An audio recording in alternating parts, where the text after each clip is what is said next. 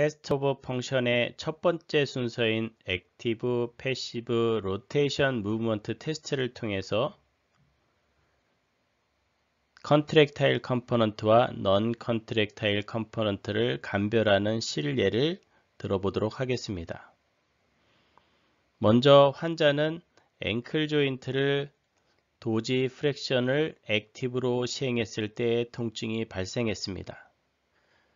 이때 우리가 1차적으로 의심해 볼 수 있는 요소는 앵클 조인트를 도지 프랙션하는 도지 플렉서의 액티브 텐션이 증가해서 통증이 유발되는 것으로 의심해 볼 수 있습니다. 이때 앵클 조인트의 뒤에 쪽에 위치하고 있는 조인트 캡슐이 짧아져서 앵클 조인트의 도지 프랙션을 제한하거나 통증을 유발시킬 수 있습니다.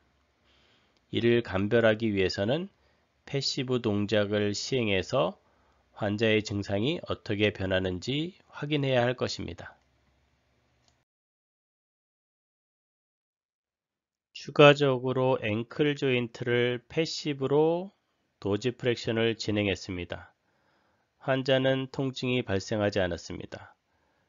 이때 앵클 조인트 뒤에 쪽에 위치하고 있는 조인트 캡슐이나 아킬레스 텐던에는 패시브 장력의 증가가 발생했을 것입니다. 하지만 증상은 발현되지 않았습니다. 이때 앵클의 도지 플렉서는 상대적으로 루즈해져서 텐션 증가가 사라지게 됩니다. 따라서 앵클 조인트 뒤에 쪽에 위치하고 있는 조직들의 텐션이 증가했음에도 불구하고 증상은 유발되지 않았고 상대적으로 앵클의 도지 플렉서는 루즈해진 상태에서 증상이 사라졌기 때문에 상대적으로 여기서 더 의심이 가는 조직은 컨트랙타일 컴포넌트일 가능성이 있다라고 우리가 합리적인 의심을 해볼 수 있습니다. 연이어서 앵클 조인트를 액티브로 플란타 프랙션 시켰습니다. 이때 앵클 조인트의 플란타 플렉서의 액티브 장력이 증가할 것입니다. 하지만 환자에게선 증상이 발생하지 않았습니다. 역시 같은 이유에서 도직 플렉서에도 패시브 장력의 다소 증가가 발생할 수 있겠지만 이때 리시프로칼 이니비션에 의해서 플란타 플렉서의 장력이 증가하는 동안 상대적으로 도지 플렉서는 이완 상태를 유지할 수 있습니다. 경우에 따라서 도지 플렉서의 경미한 장력의 증가로도 증상이 유발되면 이때 증상이 유발될 수 있지만 대부분의 경우 리시프로칼 이니비션에 의해서 도지 플렉서가 이완 상태를 유지하기 때문에 증상 유발 가능성이 적습니다. 앞에서 진행한 검사를 통해서 확인했던 합리적인 의심은 연이은 검사를 통해서 확인할 수 있습니다. 패시브로 앵클 조인트를 플란타 프랙션을 시행했습니다. 이때 통증이 발현됐습니다. 상대적으로 플란타 프랙션은 루즈해진 상태입니다. 이때 장력이 증가할 수 있는 구조는 당연히 도지 플렉서의 패시브 장력 증가가 유발되게 됩니다. 그러면 우리는 여기서 합리적인 의심을 해볼 수 있습니다. 앞서 앵클을 액티브로 도지 프랙션 할 때 도지 플렉서의 액티브 장력이 증가하면서 통증이 발생했고 플란타 프랙션을 패시브로 했을 때 도지 플렉서의 패시브 장력이 증가하면서 통증이 발현되었으므로 통증이 일어나는 방향이 액티브일 때는 도지 프랙션 할 때 통증이 발생하고 패시브일 때는 플란타 프랙션 할 때 통증이 발현하는 서로 반대 방향으로 통증이 유발되는 전형적인 컨트랙타일 컴포넌트의 검사 결과와 일치하고 있습니다. 물론 이때 앵클 조인트 전면에 위치하고 있는 조인트 캡슐이 짧아졌으면 증상이 유발될 수 있을 것입니다. 하지만 사전에 실시했던 액티브로 진행한 플란타 프렉션에서 증상 유발이 없었기 때문에 상대적으로 조인트 캡슐이 짧아져서 증상이 유발되는 것에 대한 의심은 거두어도 될 것 같습니다. 따라서 결론적으로 봤을 때는 액티브와 패시브의 방향이 서로 반대 방향에서 증상이 유발되는 특성으로 보아 컨트랙타일 컴포넌트의 문제로 인해서 증상을 유발시키고 있다라고 의심하고 결론 낼 수 있습니다. 자, 이와 같은 경우 증상 유발의 특성은 앵클을 액티브로 도지 프렉션할 때 도지 플렉서의 액티브 장력이 증가해서 통증이 발생했고, 앵클을 패시브로 플란타 프렉션할 때 도지 플렉서의 패시브 장력이 증가해서 통증이 발현되는 특성으로 액티브에서 증상이 유발되는 방향과 패시브에서 증상이 유발되는 방향이 서로 반대였으므로 컨트랙타일 컴포넌트, 더 정확하게는 앵클의 도지 플렉서 문제로 인해서 증상이 유발된다라고 결론 낼 수 있습니다. 이번 경우에는 니 조인트를 액티브로 프렉션 했는데 통증이 발생했습니다. 우리는 두 가지를 합리적으로 의심해 볼 수 있습니다.